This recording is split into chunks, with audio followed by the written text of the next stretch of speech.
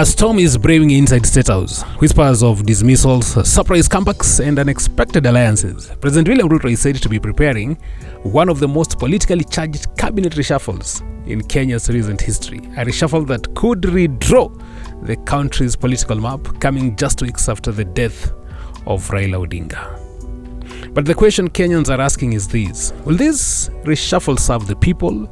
Or is it just another political game played on the chessboard of power? Welcome. This is Inside the Calling. Now, sources close to the presidency say President William Ruto has been quietly crafting a new look cabinet, one meant to reflect the post-Raila political landscape.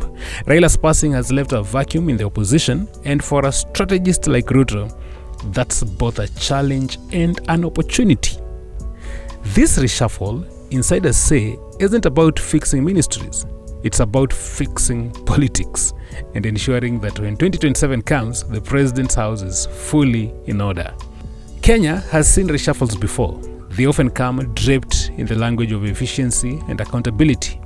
But if history is a guide, this one smells of strategy, not service. With Raila gone, Ruto is moving to lock in loyalty, to win over regions and personalities once aligned to the late opposition leader. The goal? To neutralize threats and consolidate power.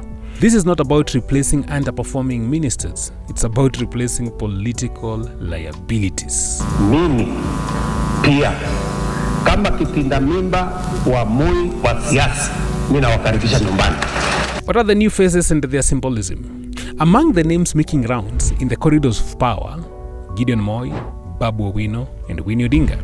Each name tells a story. Each appointment, if it happens, will send shockwaves across Kenya's political landscape. Gideon Moi, the son of the late President Daniel Arap Moi, would represent a rekindling of the old Rift Valley political networks. Babu Owino, fiery, controversial, and youth-driven, would inject energy and urban clout into Ruto's administration. And Winnie Odinga, the late Raila Odinga's daughter, her inclusion would be nothing short of symbolic. Ruto extending a hand of political reconciliation to a family that once defined his fiercest opposition. But in every reshuffle, someone must fall. Several current cabinet secretaries are said to be on the chopping block, not necessarily for poor performance, but to make way for political deals. State House sources whisper that the president is looking for fresh faces, called for loyalists and new allies who can help carry his message into 2027. And while the reshuffle will be sold as reform, Kenyans should prepare for what it really is: a recalibration of political power.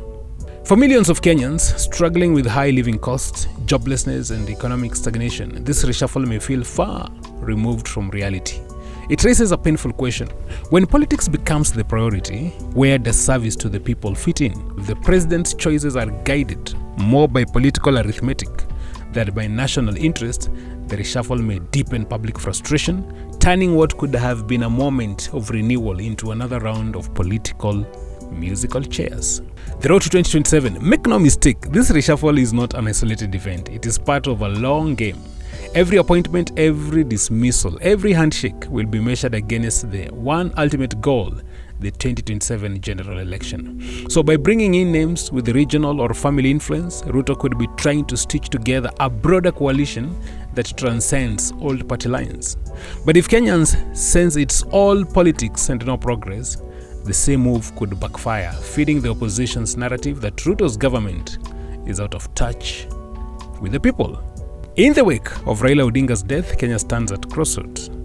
Between renewal and repetition, President Ruto's looming cabinet reshuffle will reveal which path he chooses. Will it be about efficiency and reform, or politics and power? Will it serve the nation or serve 2027?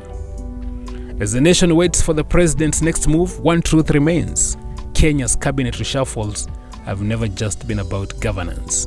They are the mirrors of our politics, where loyalty is rewarded, rebellion punished, and the people often left waiting for the promise of real change. And so, as the drums of reshuffle grow louder, Kenyans hold their breath, wondering whether this time the music will finally change. Thank you for watching. Look out for our next episode. This is Inside the Calling.